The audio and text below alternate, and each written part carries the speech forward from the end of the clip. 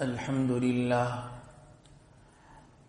لله نحمده ونستعينه ونستغفره ونؤمن به ونتوكل عليه ونعوذ بالله من شرور أنفسنا ومن سيئات أعمالنا من يهده الله فلا مضل له ومن يضلله فلا هادي له ونشهد أن لا إله إلا الله وحده لا شريك له ونشهد أن سيدنا وشفيعنا وسندنا وحبيب ربنا ومولانا محمدا عبده ورسوله أما بعد فأعوذ بالله من الشيطان الرجيم بسم الله الرحمن الرحيم إلا تنصروه فقد نصره الله إذ أخرجه الذين كفروا ثاني اثنين إذ هما في الغار إذ يقول لصاحبه لا تحزن إن الله معنا وقال الله تبارك وتعالى الذي يؤتي ماله يتزكى يا رب صل وسلم دائما أبدا على حبيبك خير الخلق كلهم بارك الله لنا ولكم في القرآن العظيم ونفعنا وإياكم بالآيات والذكر الحكيم إنه تعالى جواد كريم قديم ملك بر رب رؤوف رحيم. انتہائی واجب الاحترام معزز سامعین گرامی، عزیز برادران اسلام، السلام علیکم ورحمۃ اللہ وبرکاتہ.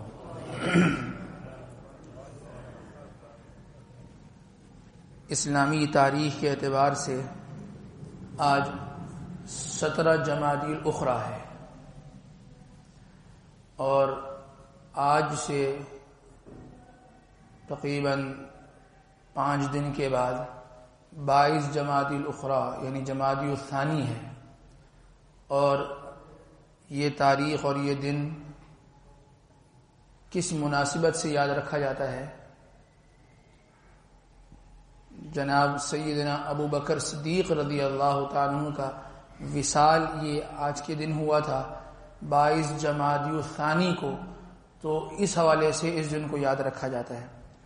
اس جمعے کی مختصر سی اس نشست میں ہم جناب سیدنا ابو بکر صدیق رضی اللہ تعالیٰ عنہ کی زندگی پر کسی درجے میں روشنی ڈالنے کی کوشش کریں گے. بات کے آغاز میں سب سے پہلے ہم آپ کا مختصر سا تعارف رکھ دیتے ہیں. جناب سیدنا ابو بکر صدیق رضی اللہ تعالیٰ عنہ کا نام کیا نام تھا؟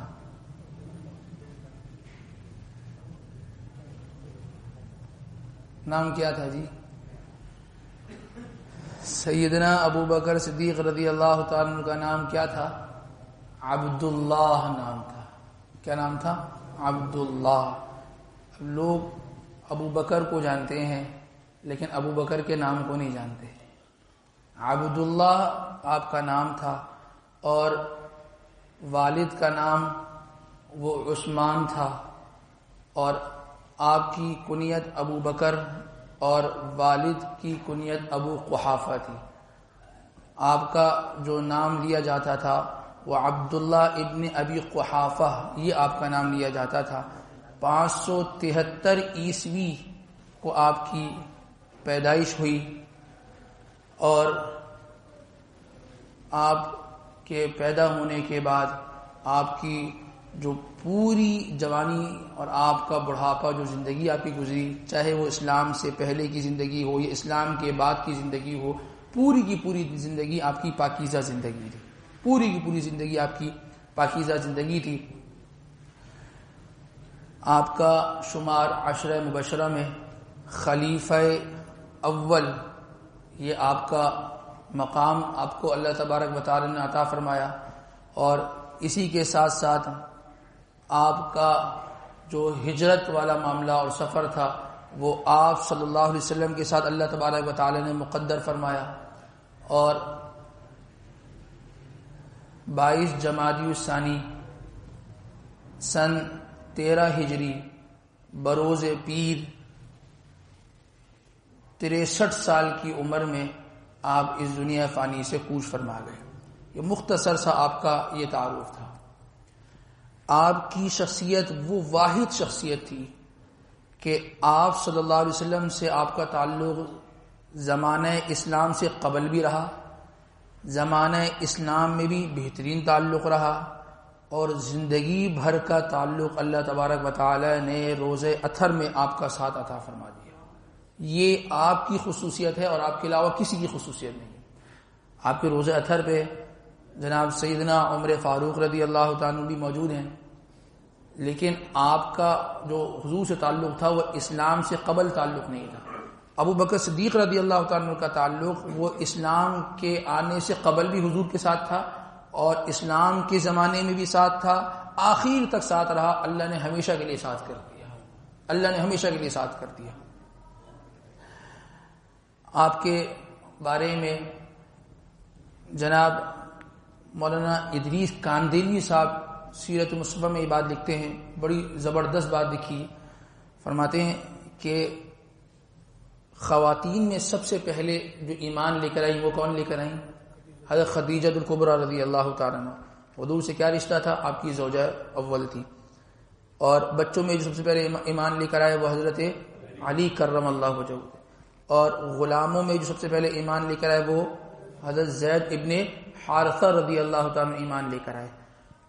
فرمایا کہ یہ جو افراد تھے، یہ خاتون، یہ غلام، یہ گھر کا بچہ، یہ افراد عموماً اپنے گھر والے کے ماتحت ہوتے ہیں، گھر کے سربراہ کے تحت ماتحت ہوتے ہیں۔ اگر اس کے علاوہ آزاد لوگوں میں اور غیروں میں اگر دیکھا جائے تو سب سے پہلے اپنے اختیار سے اگر کسی نے اسلام کو قبول کیا وہ سیدنا ابو بکر صدیق رضی اللہ تعالیٰ عنہ تھے۔ فرمایا کہ سب سے پہلا نمبر تھا آپ کا ایمان لانے میں۔ آج اس وقت دیکھا جائے تو دنیا کا کوئی حصہ ایسا نہیں کہ جہاں پر مسلمان نہ ہوں، کروڑوں اور خربوں کی تعداد میں مسلمان ہیں، لیکن سب سے پہلے جس شخص نے بنیاد رکھی وہ سیدنا ابو بکر صدیق رضی اللہ تعالیٰ عنہ کی شخصیت تھی۔ حضرت ابو درداء رضی اللہ تعالیٰ عنہ فرماتے ہیں کہ ایک موقع پر حضرت ابو بکر صدیق رضی اللہ تعالیٰ عنہ اور حضرت عمر فاروق رضی اللہ تعالیٰ عنہ کے درمیان کچھ تھوڑا سا جھگڑا سا ہو گیا، اور ابو بکر صدیق رضی اللہ تعالیٰ عنہ نے کچھ سخت کلمات کہہ دیے۔ عمر رضی اللہ تعالیٰ عنہ کو یہ کلمات برے لگے، اور جب ان کو برے لگے ابو بکر صدیق رضی اللہ تعالیٰ نے چاہا کہ میں اب معافی مانگ لوں۔ وہ لوگ معافی مانگ لیا کرتے تھے، معافی مانگنے میں وہ اپنی عزت کا گھٹنا وہ یہ محسوس نہیں کرتے تھے۔ بہرحال عمر رضی اللہ تعالیٰ وہ چل پڑے اپنے گھر کی طرف، یہ پیچھے پیچھے ان کے ساتھ چلتے رہے۔ جب عمر رضی اللہ تعالیٰ گھر میں پہنچے، اندر داخل ہوئے، دروازہ بند کر دیا۔ اب ابو بکر صدیق رضی اللہ تعالیٰ وہ پریشان ہو گئے کہ بھئی اب کیا کروں، کس کے پاس گئے؟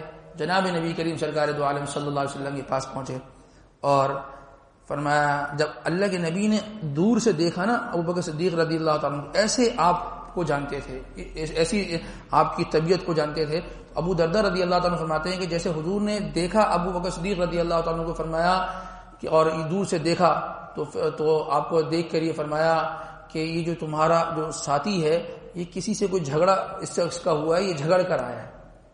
اما صاحبکم فقد غامر، تمہارے یہ ساتھی کسی سے کوئی جھگڑا وغیرہ ہوا ہے، یہ جھگڑا کر کے آیا۔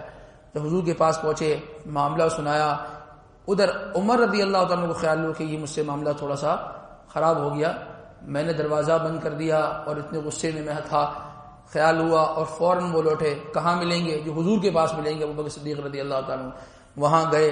جیسے ہی گئے، حضور سرکار دو عالم صلی اللہ علیہ وسلم نے یہ فرمایا کہ بھائی هل انتم تارک لی صاحبی، کیا تم اس میرے ساتھی کو میرے لیے چھوڑ سکتے ہو، میں نے اسلام سب پر پیش کیا، سب نے مجھ سے دلائل مانگے، کچھ نے انکار کیا، تردد کے ساتھ ایمان قبول کیا، جب سب نے مجھے جھٹلایا اس شخص نے مجھ پر ایمان لے کر آیا، اور اس شخص نے مجھے میرے لائے ہوئے دین کو شخص نے بغیر کوئی چوں چرا کی اس نے قبول کیا، کیا تم اس کو میرے لیے چھوڑ سکتے ہو؟ اور ادھر ابو بکر صدیق رضی اللہ تعالیٰ فرماتے ہیں حضور کو، انا کنت اظلم انا کنت اظلم انا کنت اظلم، اے اللہ کے نبی غلطی میری تھی، اللہ کے نبی غلطی میری تھی، سخت جملے میرے نکل گئے تھے۔ حضور نے ابو بکر صدیق رضی اللہ تعالیٰ کو ایک طرف بٹھایا اور عمر رضی اللہ تعالیٰ کو فرمایا کہ کیا تم اس کو معاف کر سکتے ہو؟ فرمایا کہ حضور اس کے لیے تو میں حاضر ہوں، اسی لیے تو میں آیا تھا۔ اتنا مقام اللہ تبارک و تعالی نے سیدنا ابو بکر صدیق رضی اللہ تعالیٰ کو عطا فرمایا۔ آپ کی زندگی کے بہت سارے اوصاف، ان اوصاف میں سے ایک صفت کیا تھی؟ آپ صلی اللہ علیہ وسلم کی بات کے آگے کسی کی بات کو نہ رکھنا، کسی کی بات کو نہ سننا۔ یہ تمام صحابہ کی یہ صفت تھی۔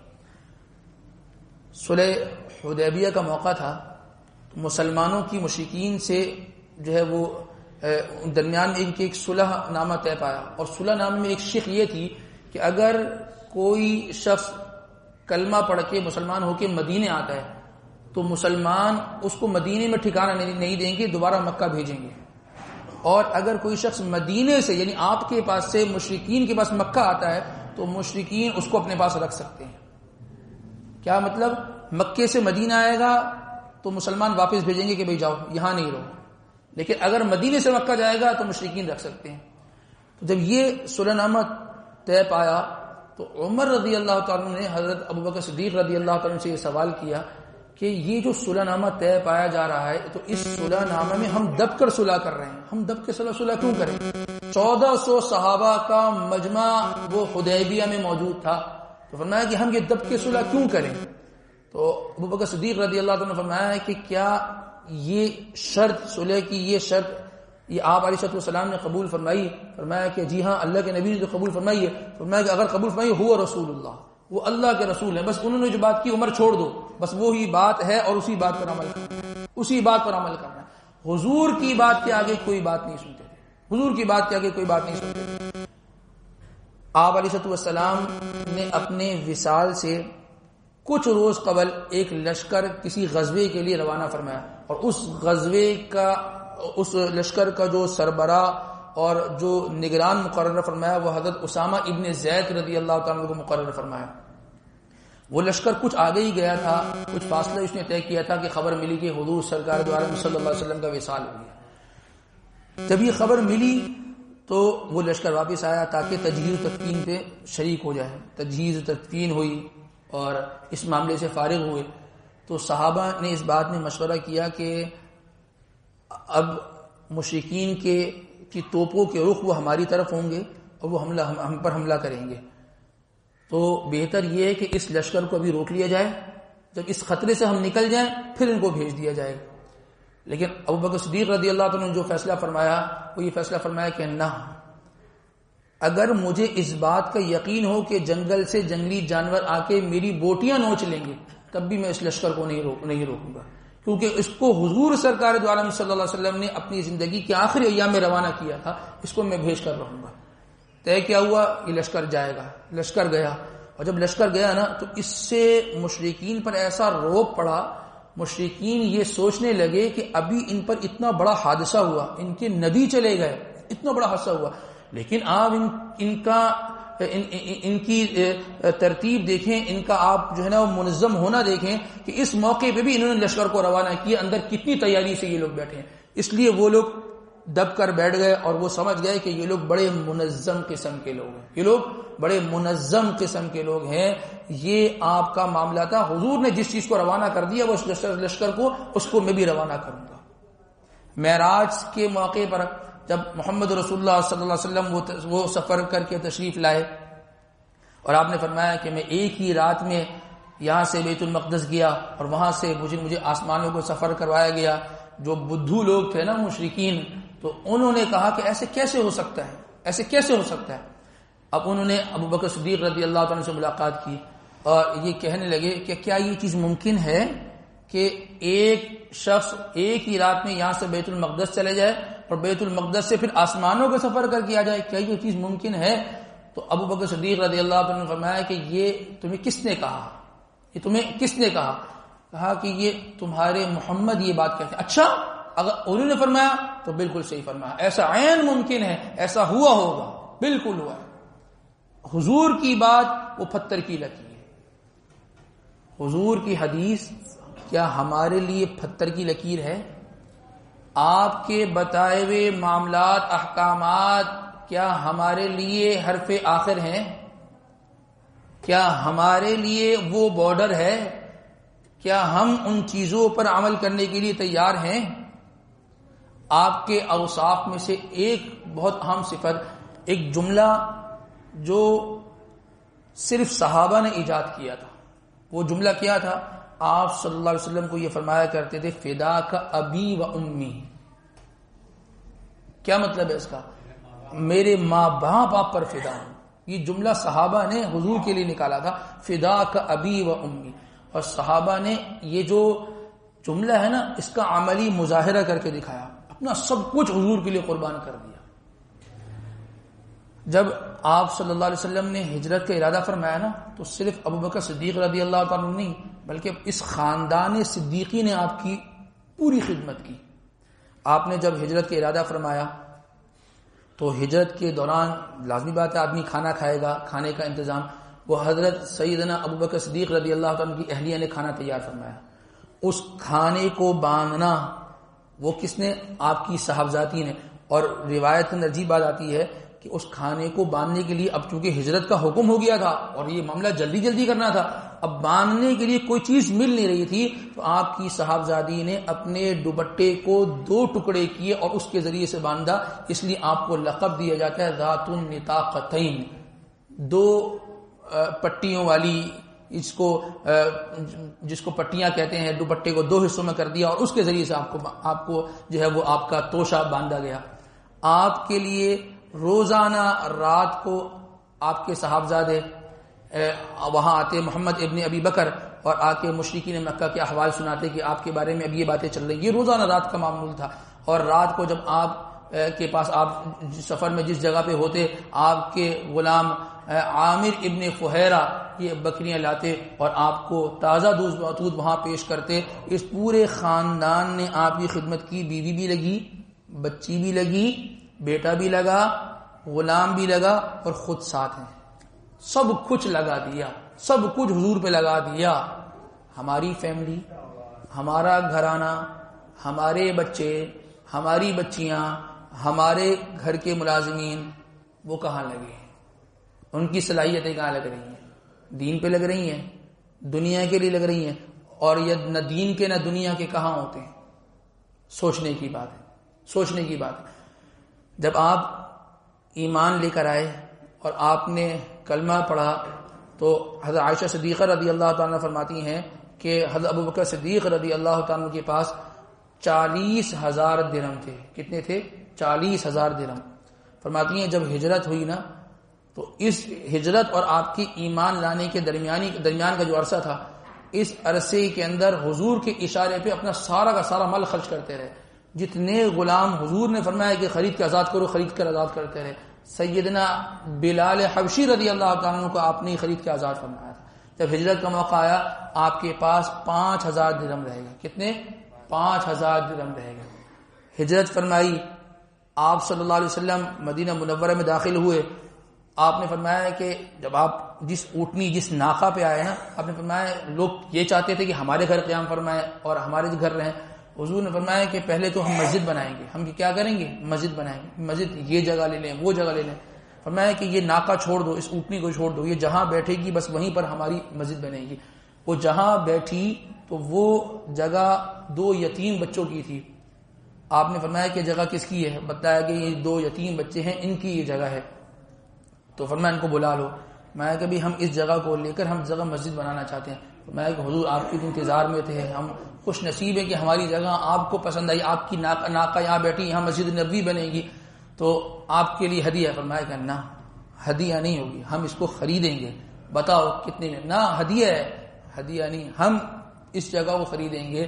وہ جگہ 10 دینار میں خریدی گئی اور اس کی رقم سیدنا ابو بکر صدیق رضی اللہ عنہ نے عطا فرمائی. آپ بتائیں آج اس جگہ کو دیکھنے کے لیے کتنے لوگ ترستے ہیں, اس جگہ کی نماز پڑھنے کا ثواب کتنا, اس کی بنیاد رکھنے والا, اس جگہ کو پرچیز کرنے والا, خریدنے والا وہ سیدنا ابو بکر صدیق رضی اللہ تعالیٰ. غزوہ تبوک کے موقع پر ہرقل بادشاہ تھا, اس نے اعلان جنگ کیا اور اس نے خروج کیا مسلمانوں کے خلاف, نکلا اپنا لشکر لے کر.